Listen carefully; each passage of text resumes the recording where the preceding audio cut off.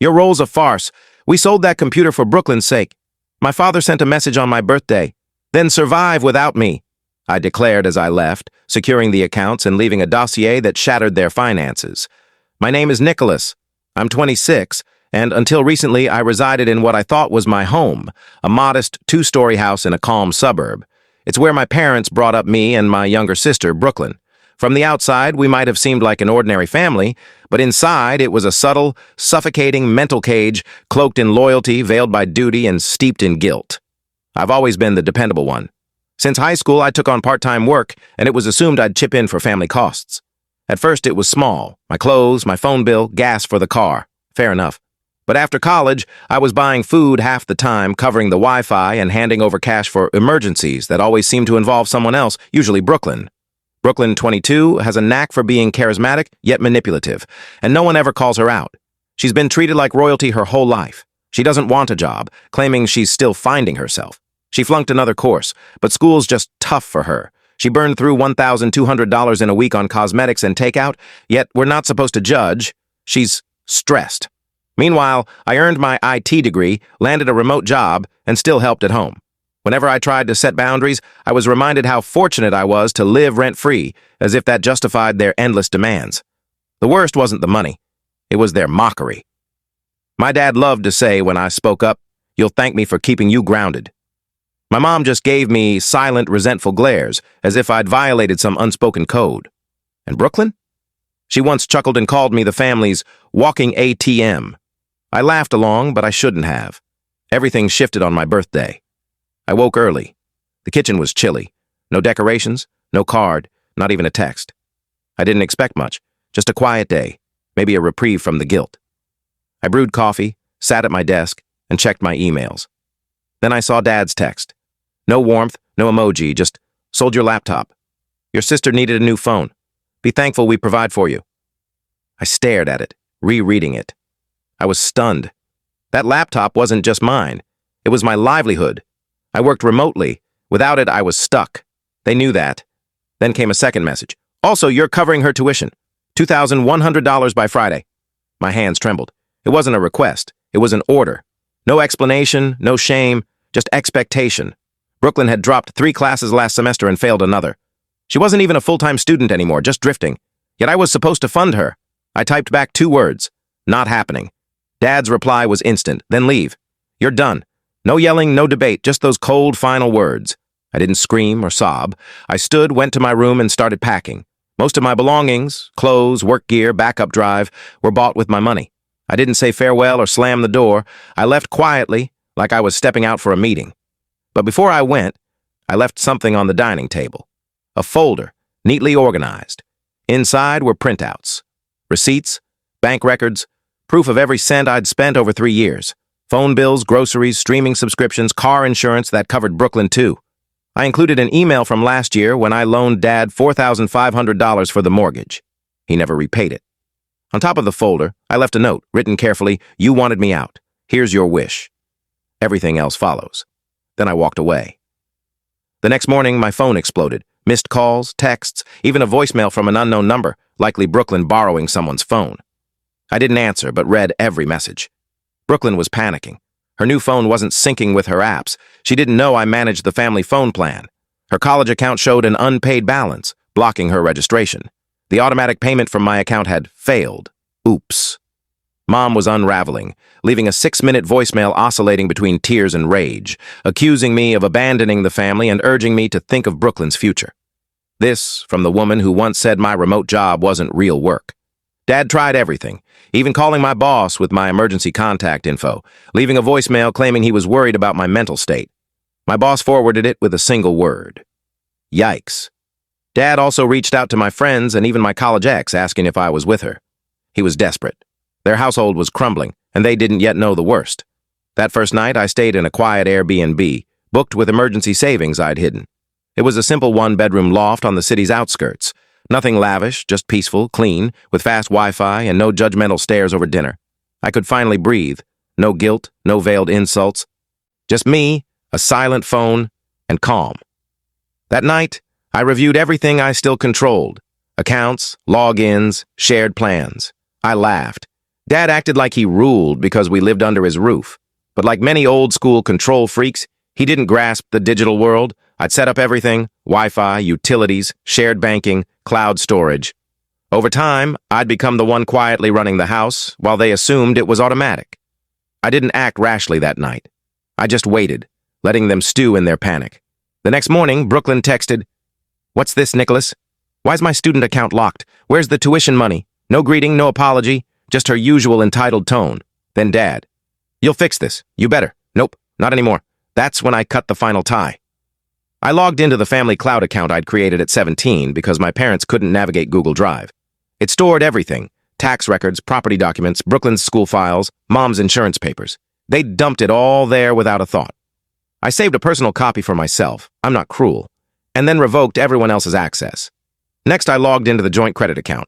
They'd added me when Dad's credit score tanked, needing my name for a higher limit.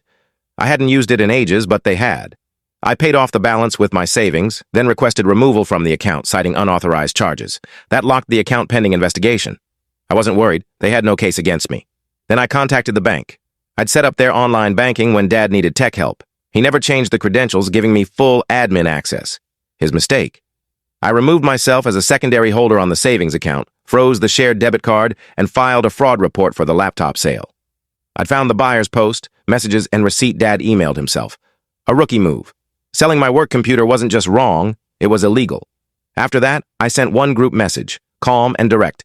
"You made it clear I'm not family. It's official now. Don't contact me unless it's through a lawyer." The fallout was swift. At 10:37 a.m., someone from the college's finance office called. An impersonator had tried to access Brooklyn's account over the phone to bypass the payment block. The woman sounded rattled but professional. I explained the situation, and she added extra ID verification to the account. Brooklyn couldn't register until she paid her own balance. At 12:04 p.m., Mom texted, "Please call. We can fix this. You're still our son." At 12:07, "We're family, Nicholas. You're going too far." At 12:15, "You're being immature. Come home, or we'll involve the police." Then, at 12:32, Dad's gem. "I always knew you were ungrateful. You've turned against your own blood. Don't come begging when you've burned every bridge." I didn't respond. Instead, I took a walk to clear my mind. For the first time in years, I felt unburdened. Not ecstatic, but free. The invisible weight of responsibility had lifted. I used to think leaving would make me the villain, that choosing myself over family meant I was heartless. Now I saw it for what it was: survival. They didn't treat me like a son. They treated me like a resource. When I stopped being useful, they discarded me. What they didn't expect was that I'd do the same. They didn't know about the letter I left, tucked under the folder on the dining table. A plain white envelope with Brooklyn's name written on it. It wasn't dramatic or spiteful, just factual. Inside, I included printouts of every tuition payment I'd made for her over 2 years, every receipt, every dollar. Next to each, I noted the dates she promised to repay me or take her studies seriously, pulled from her own texts. Below that, I added her grade report. 5 dropped classes, 3 incompletes, 2 fails, and 1 solitary C in a course called Digital Media and Society. It wasn't an attack, it was reality. At the bottom, I wrote a single line. "You said you'd step up when it counted. That time came and went. I'm done. Build your own future. The free ride's over. No signature needed." She'd know. That afternoon, Brooklyn texted one word. Why? Not a dramatic, "How could you?" or "You've ruined us." Just that raw, open question. For a moment, I hesitated. We're siblings. We shared bunk beds, watched cartoons every Saturday, held hands at her first dentist appointment. She made me get well cards in 5th grade. Those memories were real, happy. That's what makes betrayal so tangled. Things weren't always bad. But gratitude turned to entitlement, and family became servitude. I didn't reply, not because I had nothing to say, but because her why wasn't about reflection. She was just shocked it had consequences. By 3 p.m., my old high school friend Tyler called. Dad had reached out trying to talk sense into me. Tyler hung up after 30 seconds. "Man," he said, "your dad called you mentally unstable for leaving." "What's that about?" I laughed harder than I had in weeks. That night, another unknown number called. I ignored it. A voicemail followed. Mom, her voice trembling with barely contained fury. "We need to talk, Nicholas. You're being cruel. You think you're proving something, but you're just hurting your family because you think you're above us. Brooklyn's devastated. Your father hasn't eaten. I hope you're satisfied." I saved it, not to use against her, but as proof they still didn't get it. They weren't upset about their actions. They were upset they'd lost control. I checked my accounts. The tuition payments were stopped. The cloud account was locked. Shared services showed password changes. One by one, I severed the invisible ties they'd bound me with, and it felt liberating. But something lingered. Not about money, the phone, or the laptop, not even Brooklyn's tuition or my job. It was about value, about how people treat someone they think they own. I gave everything until I was just a wallet with Wi-Fi. When I stopped giving, I became disposable. That was the real betrayal. Not Brooklyn's freeloading, not Dad selling my laptop, but realizing love in that house was conditional, and I'd missed the fine print. They thought I'd come back. They didn't know I'd been moving my belongings to a storage unit for 6 months. Sentimental items, private documents, savings. They didn't know I'd consulted a lawyer the week before, or that years ago when Dad had surgery and I handled the bills. They'd signed a power of attorney giving me more control than they realized. I hadn't used it yet, but they'd handed me more power than they intended. Now, outside their grasp, I saw it clearly. I didn't know what was next, but I waited 3 days, not out of spite or fear, but to see what they'd do when the anger faded, when the shock settled, when they faced silence. I wanted one sign of guilt, one hint they understood their actions. There was none. Dad's final message sealed it. You're punishing your family over petty cash. What kind of man abandons his blood? We raised you your whole life, and this is your thanks? You'll regret this. Regret, number clarity. It was like a fogged window had been wiped clean. I saw them not as loving guardians, but as emotional leeches thriving on my silence and support. I was done waiting. I contacted my lawyer. Those power of attorney papers from Dad's heart surgery 4 years ago, when I paid the mortgage and fought hospital bills to save thousands. I'd used them responsibly then, but they were still valid. Dad never revoked them. After reviewing them, my lawyer found I had legal authority over some financial assets, including a savings account for Brooklyn's college fund, a fund I'd contributed to because Dad said it was for the family. I had proof. Bank transfers, emails, everything. With my lawyer, I filed to reclaim my contributions, $10,000. It wasn't theft, it was legal, backed by documents, and allowed under the terms. I took only my share, nearly half the balance. I braced for chaos, but what came next surprised me. Brooklyn showed up at my new apartment, a simple place across town, a fresh start with no guilt or expectations. I hadn't shared the address, but Brooklyn always had her ways. She knocked frantically. I opened the door and said nothing, just looked at her.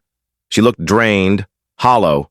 No mascara, hair in a messy bun, no flashy purse or clothes, just someone facing reality. I need to talk, she said. I let her in, not out of obligation, but to end this on my terms. She sat on the couch's edge, unsure if she belonged.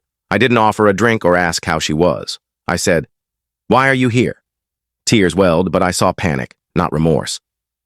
"Everything's collapsing," she whispered. "Mom's barely talking, Dad's losing it. He called the bank screaming about fraud. They froze the account. He's blaming me."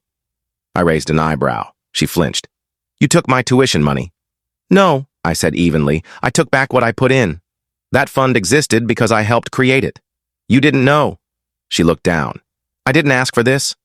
"Yes, you did," I countered. "Every time you overspent saying Nicholas will handle it. Every failed class you laughed off knowing I'd pay. Every time you watched them guilt me and did nothing." Brooklyn sobbed. I didn't comfort her. "I didn't know it'd end like this," she said softly.